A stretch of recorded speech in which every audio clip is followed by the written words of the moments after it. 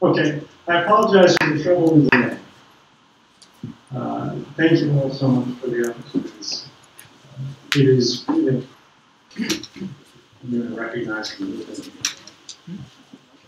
I have to say, before I say anything else, thank you, Bill. When we think about everything that happened in my story in 2013 and in this recent disclosure, it's important to think about the context, how these things happen. How does somebody become aware of these kind of wrongdoings? At the very beginning, where does the seed come from? When I first did the IA, I was introduced to a sort of set phrase in the language, as it was purported by the leadership, which was that we had an obligation, all intelligence officers, to speak truth to power.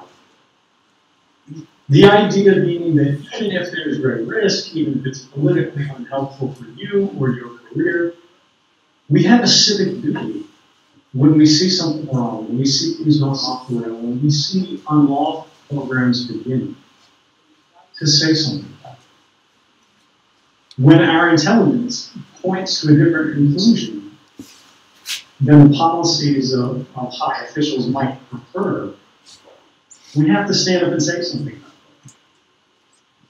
But at the same time, the individuals who were saying this, they were giving lip service to it. I first started working in 2005. This was contemporaneous with the period that Bill Binney started getting pulled out of the shower at gunpoint by the Federal Bureau of Investigation for reporting concerns about mass surveillance, about programs, about how things were going off the rails, to the Inspector General of these agencies. He worked inside the system to give an early warning and say that these things are wrong. We need to do something about this.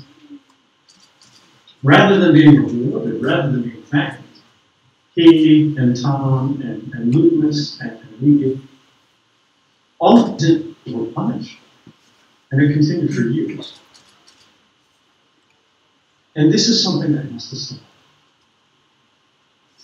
Because when we think about the culture, when we think about the different policies, the different language between what people are saying on the top of these agencies and what the understanding is that filters to the people at the bottom, by the time I started asking my coworkers, what do you guys think about this? What should we do? You know, how do we fix this? How do we stop this? I'm going to say something about this. They told me don't do it. They said, this is a trap. You know what happens to guys like that. But this is the critical distinction.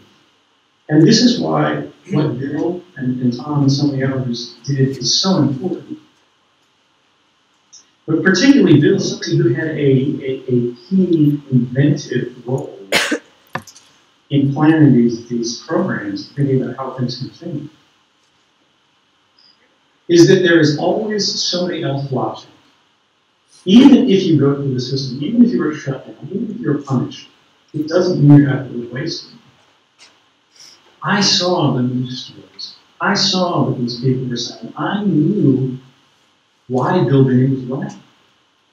Not when I first saw it, but over the course of years.